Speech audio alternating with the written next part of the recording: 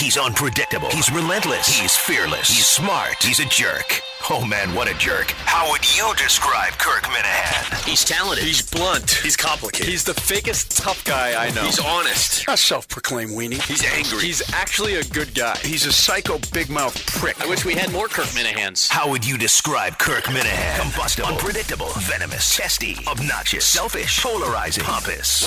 Enough about me. Let's get to the show. It's Kirk Minihane's Enough About Me.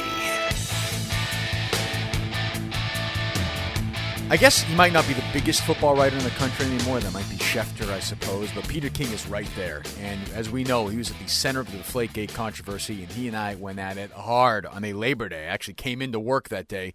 Peter and I went for 15 minutes back and forth. I gave him so much credit for that. You know, you might not like the guy. You might think he's in the tank for Goodell. He hates the Patriots, whatever. He came in and did what almost every other writer, certainly his level, would never do. And we got to Deflategate, which is, of course, inevitable. But first, I wanted to know, why does he keep doing what he's doing? All right, so I was just talking to Ben, who produces this podcast, produces the show that you go on for EI. You said you've got like 7 appearances today, 10 radio appearances or whatever. You do this Monday morning quarterback, this insane, which we get printed out. We talk about every Monday morning in the show. We print it out. It's like 70 pages. You're still doing the TV. I got to ask, and I know you just re-signed.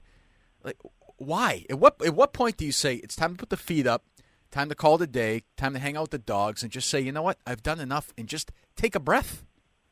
There's 2 interesting little things that I would just say about that, Kirk. One is that in order to do something like that at the volume, good or bad, you have to really like it. And, you know, I just wrote something this week about the Rams and Titans trade, and you know, I talked to John Robinson, the GM of the Titans, the former Belichick acolyte, and then Les Snead, the GM of the Rams. And stories like that are what really get me excited, because it's, how did this biggest draft trade in recent history happen? Right. What exactly the TikTok of it? And so, I don't know. The other night, I called Snead on Monday night. He was on his way home from the office, and I said, listen, I just got like 3 questions for you. It'll just be very quick. And I looked down at my phone at the end of it, and it's 48 minutes. But it just was so interesting, the whole process right. of a real complicated trade. And so that, to make a long story a little bit shorter, you know, that really is what gets me excited. And the one other thing I would say is that I had a very interesting email about, I don't know, maybe 3 months ago. At the end of this season, I was thinking that I felt like crap at the end of the year. And, you know, it's just not any fun to stay up all night doing something like on Sunday night. So I started to think, I got to finish, this column's got to be shorter. I got to finish it. I don't think anybody reads the whole thing anyway. And so, you know, 11,000 words or 9,500 words, depending on what is going on. And I got a very interesting email from Bill Simmons, who I used to be in touch with Bill quite a bit, just haven't for whatever reason in recent years. And he wrote me out of the clear blue sky this email, and he said, you know, I can just tell you that if you write shorter, I think more people would read more of what you do, in essence. And I totally agree with him, and I thanked him for it. And so, I don't know, I kind of think that this year I'm gonna still write the column. I'm just going to write it probably a little bit shorter. I mean, there must be times where, you know, it's 2:45 in the morning or 3:15 in the morning, and you're, you know, in the middle of something. You curse the day you were born. And you must just say, why am I still fucking doing this? I've got all the money I'll ever want in my life. You know, I actually use the F word sometimes at 3:15. You can say the F word on this, but it's a podcast. You can let it rip. But you know what? Part of it is, look, I mean, you know, as much as I have become a bit of a punching bag over the years, I also, you know, I sort of view that as kind of the price of doing business at this level. It's kind of it's like getting booed on the road in a way, isn't it? I don't know. I think it's a compliment in some. I mean, because listen, I mean, I'll make fun of the haiku sometimes and the beer and the hotels, but I read it every week. There's never a week I don't read it. Yeah, well, I appreciate it, and I mean, look, the bottom line in this whole thing is we're coming up on the 20th year. I started this in 1997, so this will be the 20th NFL season I've written this column, and I just have to try to do something, in my opinion, anyway, that'll continue to make people read it in such a crowded landscape. So hopefully, if it's shorter and maybe it's not so punchy, the last 2,000 words, maybe it'll be a little better. So we'll see. What have you done so far with MMQB? I'm saying the actual website itself, not your column. That if you could say 2 or 3 things, if you could say, you know what, I screwed that up. If I could do it again, maybe not. What have you learned? I guess so. Has it been 2 years? Is that right? It's been 3 years. 3 years already. We've just finished our third year. What have you learned from it? What I've learned from it is that it's not being a boss is not all it's cracked up to be, and it's a tremendously fun venture. But honestly, I don't have any idea what the future of the media is. We're making a couple of hires this coming off season, or this off season, and I've told the people who we're going to hire, and I've told our staff, look, we're going to do some different stuff this year, and I have no idea if it's going to work or it isn't going to work. We're going to do more video. We're going to do more stuff on social media. We're going to put out these instant reaction 45-second little videos. Is it going to work? Is it going to get us more traffic? Is it going to get more people to pay attention? The one thing I just have no idea what to do about is all the aggregators and all the people who sort of take what you do and write so much of it that most people who then read it don't go back and click on your story. There's a famous story of the Pittsburgh Post-Gazette writing the Antoine Randall L story, and the Washington Post website, writing such a huge aggregation, or writing such a huge story on it that people read it there instead of clicking back to the Pittsburgh Post-Gazette. So, 3 years ago, did I have any thought that I have to think how to address this? So those are the kind of things, and traffic and things like that I've never had to worry about. But as far as mistakes go, I've made a million of them, and both on the site and in what I've written. And all you try to do is you try to stand up and say, I blew it, and hopefully people will give you another chance. But as I've always said, after I've made mistakes, some of them involving the deflategate story, if people don't come back, I totally understand. They expect us to be better than to make big mistakes. I made a couple of big ones, both on this and Ray Rice, and I should pay for them. Well, we did that in September. You and I went at it. There's no reason to have that battle all over again. But one before we get to some other stuff, so like you broke the story last week on the trade for the first pick. What's interesting now in 2016 is you broke that story, but it feels like that story was yours for about a second and a half, and then it was just everybody else's. Does that make sense? Like it was true. It happened. I'm dead serious.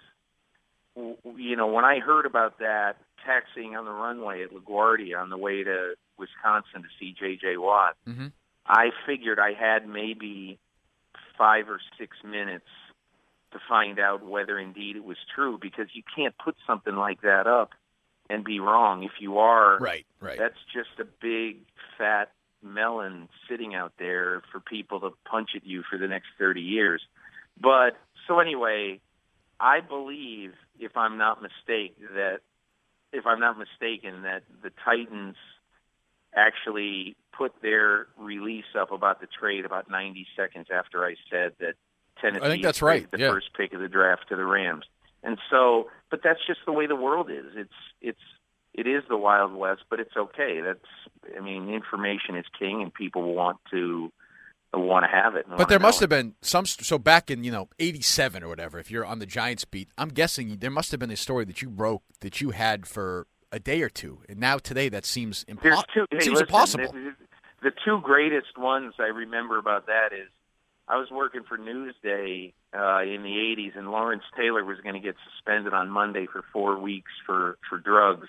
And it was before the first game of the year, and I found out about it about 2 o'clock in the afternoon on Sunday, and I had it cold. So there was no anything then. There was no, I mean, there was radio, but I believe WFAN was about 5 days old then. You know, it was brand, sports talk radio was new. So I was just sitting there praying, hoping that nobody in the next 18 hours, before Newsday hit the sidewalks, in New York on Monday, I was just hoping that nobody would get it, and nobody did get it.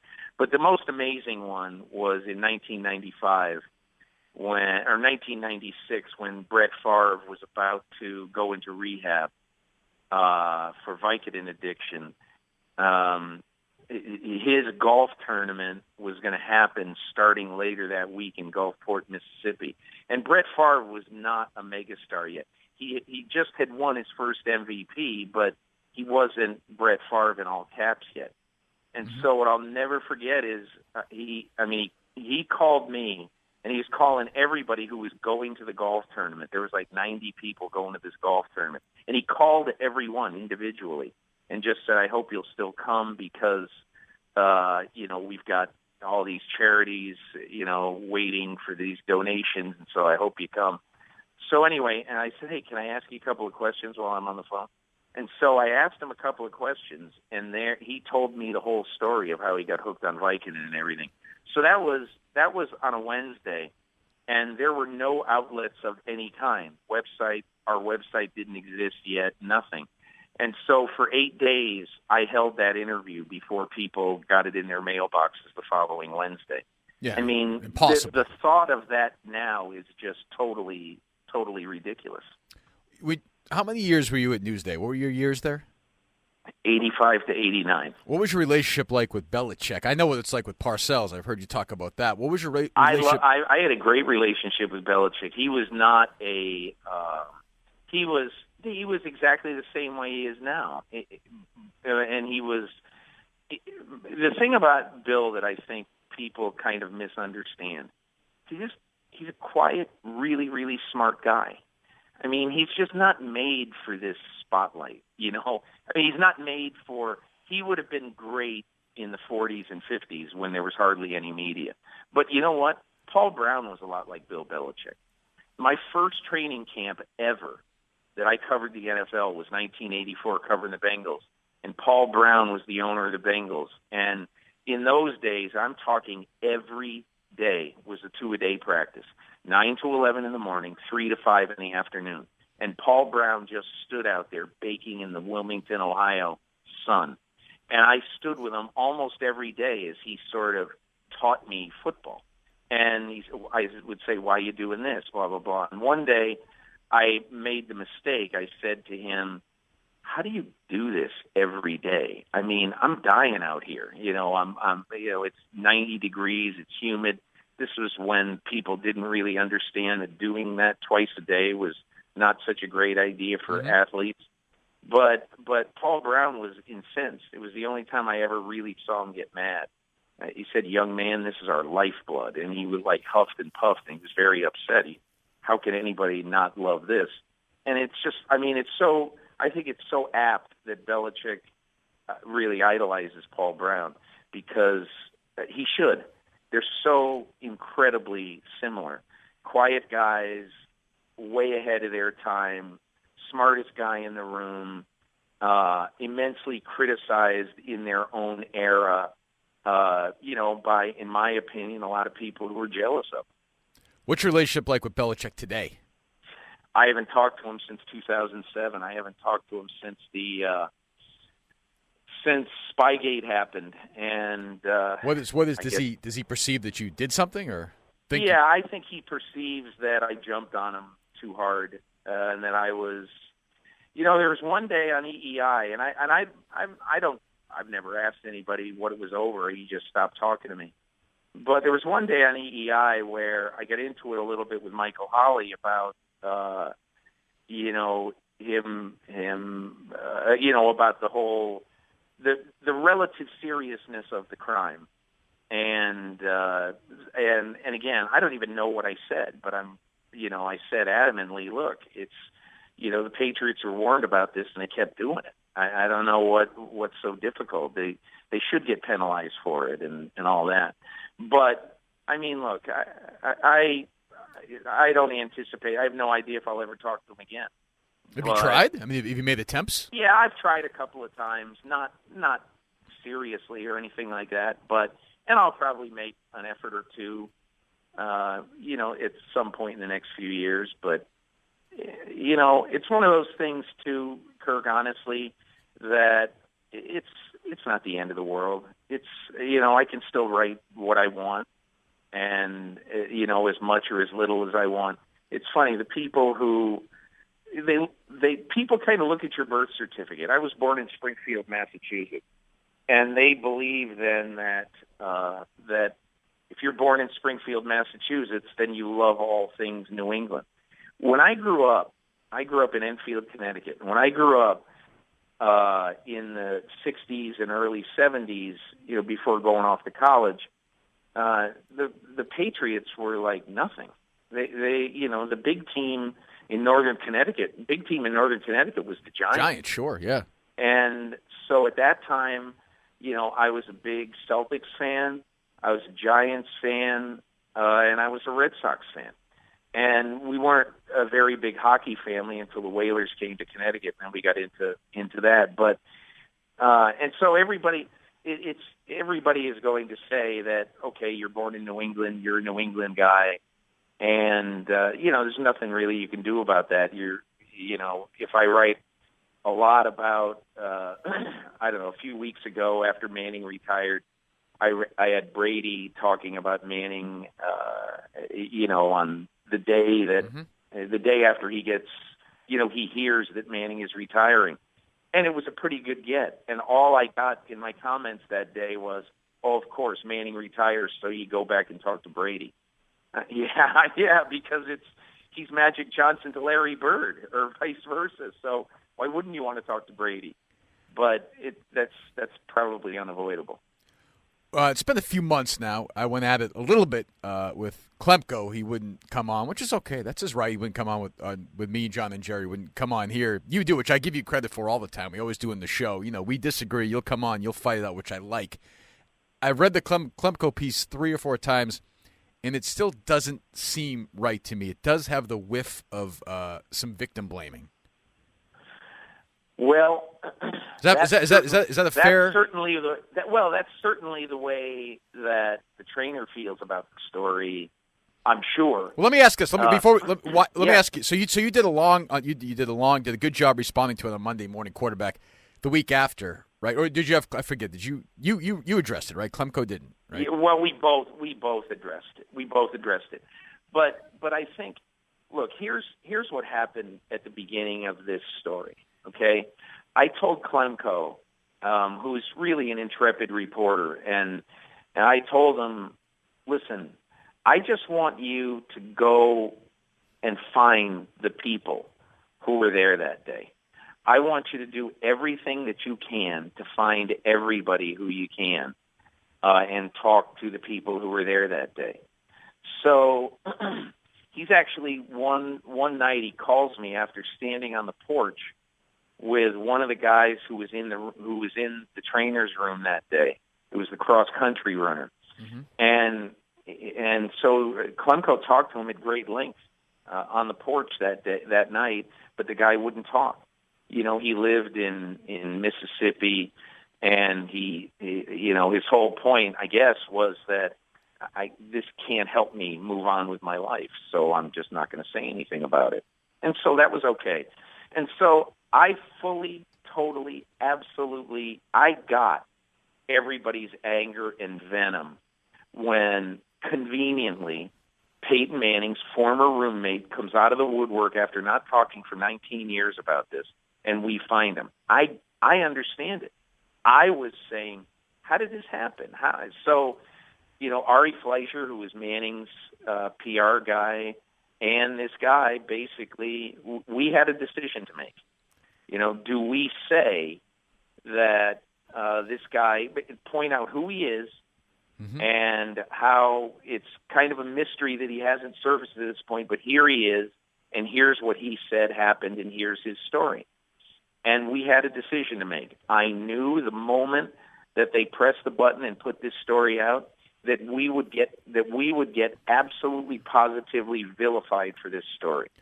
And there was just, I mean, we all said, are we going to do it, or are we going to swallow this and just let this story go? And we decided that we were going to do it. Yeah, the problem totally understand. The problem is the criticism. It just seems like it's told from a Manning point of view. Obviously there was cooperation from Archie and Fleischer and Peyton, and not right. I don't think he ever talked to Archie. I think he did. I think he said he was at Archie's house. That's where the messages were played for him, right? Those phone messages. I'd have to look back at the story.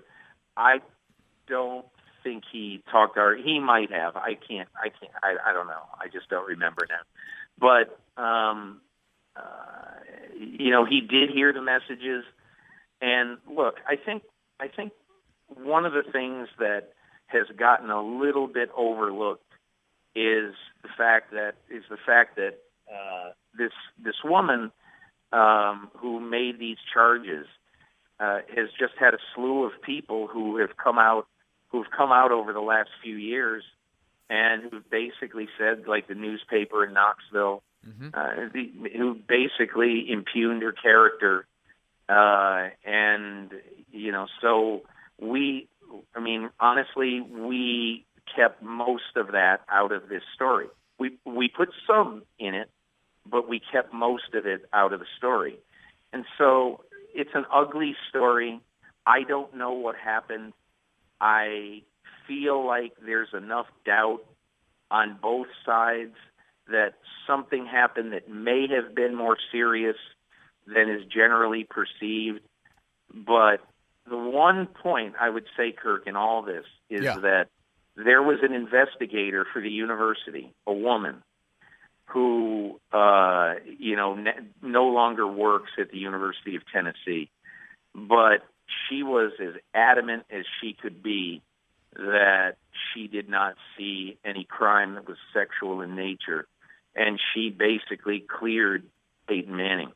And so I think there are some of these things that have gotten a little bit short shrift, but I get it. This is a very controversial thing, and it also definitely has the whiff of Manning protectionism. I get it, but all we tried to do in that case right there is present the facts, and we think we did it right. We were very careful, but not everybody is going to agree that we did it right. I asked this. I've had Ryan on here. I've had Shaughnessy on here. Jackie McMullen was here a couple of weeks ago. I think that's all the Globies I've had on. And each time I have them on, I ask them a question. Do you think in your lifetime there'll be a time they stop physically printing the Boston Globe? And each of them said yes. So I'd ask you, do you think there's going to be a time in our life where they're not printing physically Sports Illustrated anymore? Yeah, I think so. I keep wondering about the papers, the newspapers that are in massive financial trouble, and how much longer will we hold them in our hands? And you see major metropolitan papers, the New Orleans Times-Picayune. Right. They don't print a paper every day anymore.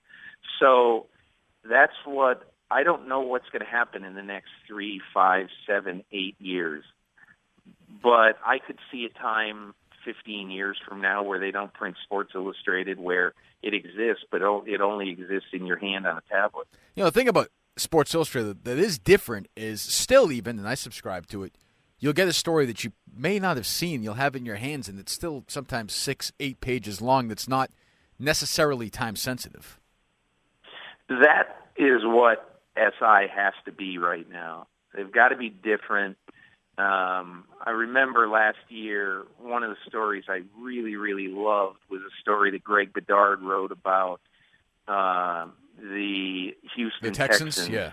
And it was brilliant. That is what Sports Illustrated has to be. That's what I think every print product has to be right now. It has to be something that, even a newspaper, if you're the New York Times, you better be able to write something that the next night at 7:30 is still going to be good when people pick it up.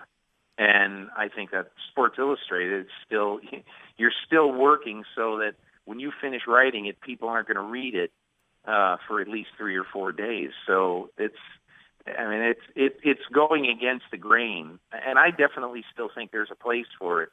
It has to be great stories now. It can't just be what happened in this game on Sunday. You know, it's funny. I tweeted out that you were coming on today, about a half hour before maybe 45 minutes before we were doing this. And I understand it's Boston. You know, it's almost my entire Twitter base, but it is still, you know, a year and a half later, 90% Deflategate, in the tank for Goodell. You know, fuck him, Deflategate. You must still see, I'm guessing, a lot of that, no? Yeah, I see an awful lot of it, and it's almost like there's a Mason-Dixon line kind of around New Haven, you know. Right. It's 6 states against 44. 44 don't care. Right. They've moved on.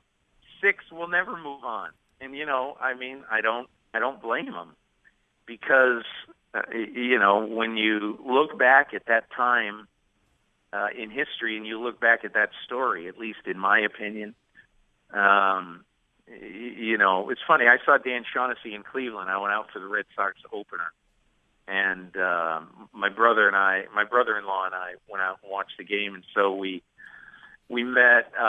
We had a beer one night after, on the night of the rainout, you know, with Shaughnessy, and we saw Pete Abraham and Alex Spear too. But you know, Shaughnessy we were talking about this story and about how, I mean, it never dies. It just absolutely never dies. And one of the points I made is that, hey, look, I'm no one to talk about this because I'm one of the people who messed this thing up to begin with. But, you know, to me, I understand more probable than not is the way the NFL legally has a right now, you know, to do what it wants in terms of discipline. And there is some circumstantial evidence in this case that points at wrongdoing. But my whole thing after I read the Wells report, and I read it a second time, is, you know, it's circumstantial evidence. You could look at that and read the report and say, I believe 62% that the Patriots did something wrong. But for the best quarterback of all time, I'd certainly want it to be a lot closer, to be 100%, to impugn his character for the next 3 decades. Do you think you were told the 11 of 12 by somebody who was trying to screw over the Patriots? No. No? In no way. I mean, all I was doing in this particular case was in the frenzy of the initial aftermath of the story. You know, there were people inside the league office who were and outside the league office who also are very familiar with everything that goes on inside, who were convinced that they had cheated. You know, absolutely convinced. But then, you know, what really, I think and I wrote this, I don't know, whatever, February or early March or some point, that the Patriots, Goodell should give the Patriots their picks back. Yeah. And, you know, I may not have had that opinion if the league did exactly what it should have done in this case. And what the league should have done in this case is take the 2015 season to do what it has never done before. Take measurements of footballs before every game and at halftime of every game, and see if it is indeed plausible that an average of 1.2 pounds per square inch would come out of footballs when the temperature is, let's say, in the 40s or 50s, and it's a very humid day, and maybe it's raining, maybe it's wet, whatever. And in my opinion, after the league I don't know whether they did it or not. It's the all-time tight-lipped thing inside the league, what exactly they did this year. But when they didn't do that this year, I just said, hey, they don't want to know. They don't want to know.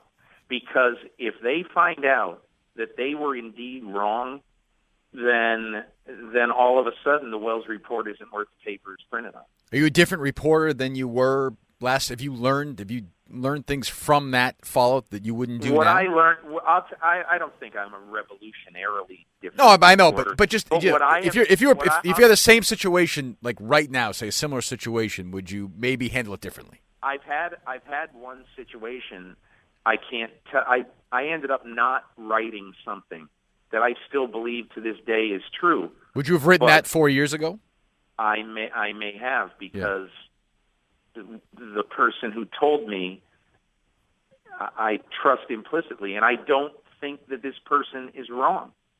But I kept asking around, and I could not find another person to tell me whether this was true. And I said, I'm not doing it. And so, look, I in that way, I am a little bit different. I'm probably less trusting of some people who, and look, a lot of people have said, well, did you go back to them and rake them over the coals before they screwed you up, because they screwed you up? And I said, no, because, I definitely talked to them about it. But the reason that I haven't is that I believe they were telling me what they firmly believed at the time was true.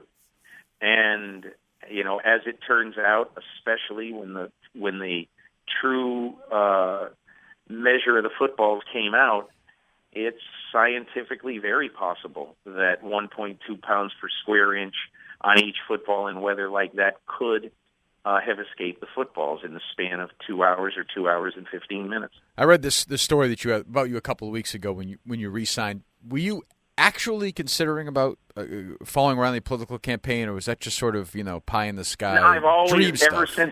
since I read Boys on the Bus, 100 years ago. Timothy Krause, right? That would be a tremendously fun thing to do. But realistically, when the 2020 campaign happens, or when it starts, I'll be 61 years old. Am I going to want to do that? I think it's much more realistic that I might cover a baseball season. I've always sort of wanted to do that. I think the highs and lows and the just constant thing. The first job I ever had in sports writing was at the Cincinnati Enquirer, where one of my jobs was I was backup beat writer on the Cincinnati Reds in the waning days of the Big Red Machine. And I thought the four guys the two papers in Dayton, two papers in Cincinnati, four of the most recent beat guys were all divorced. And I just said, this is no life for me. And that's one of the reasons why I never really pursued baseball. But I think one day, just for 1 year, it would be a really fun book to do, sort of like, maybe following around not the best team and not the worst team, just the Minnesota Twins or something like that, just to see what an 8-month baseball season is like. So you get the sense that I could see myself doing that one day before I leave. Do you get the sense that this is the last contract you'll sign with SI? I don't know the answer to that. I really don't know. I really enjoy what I'm doing now, but I don't think that I want to do it at this level for very much longer. And it isn't that I don't enjoy it. I really enjoy it. But, when you run something, too, it's sort of a different thing. You're not only doing what you've always done and the same sort of content and volume that you've always done, but now you've got a couple of meetings a week to talk about things you've never in your life worried about once. Hey, who are we hiring? How much are we paying them? What is the budget? Should we go here? Should we go there? You're kind of a little bit a ruler over people's lives. And I've never had to worry about anybody's lives other than mine and my family. So is SI looking at MMQB as a success? Have they been cutting back? Have they been spending more money? Or we're hiring like 2.5 more people this year. We're also gonna hire a part-time editor. But we're hiring 2 more people. We're just gonna try to be a little bit more digital conscious, a little bit more video prone, and so I mean, I think they view it as a success. But we just had our meeting we had a dinner with advertisers this week. We had a dinner with about 50 or so people in New York, and you just try to convince them, here's why you should spend your money with us. And that's something that obviously in my life I've never had to worry about. But I don't mind it. I mean, we in some ways should have to sing for our supper. It was, I'm not saying too easy for too long, but I mean, people are getting their content in so many different ways these days that it's up to us to make the content palatable and enjoyable. And that's sort of what I spend a lot of time thinking about now. Well, I know you got about 10 more hits to go with the draft coming up. Just want to say I appreciate you coming on today. I really appreciate you coming on Labor Day and letting me and you have a battle. We've had a million guys back out, and you're one of the biggest football writers in the country. You came on that day, and we went back and forth. And I'm telling you, as you know, not a lot of people would do that. So I definitely appreciate that, and you coming on today. No problem, Kirk. Wish you all the best. All right, you too, Peter. Thanks a lot. Take care. Bye. Thanks for listening to Enough About Me with Kirk Minihane. If you want more great podcasts, it's pretty easy. You can go to the WEI mobile app. You can go to Stitcher. You can go to iTunes. You can look up Enough About Me with Kirk Minihane. You can find the ones with Sean McDonough, Bob Ryan, Dan Shaughnessy, David Portnoy. There'll be more. And what you can do when you like them, you write a review. That'll help us out a lot. You give us a rating. We can help you. You can help us. Get that done. Do it right now.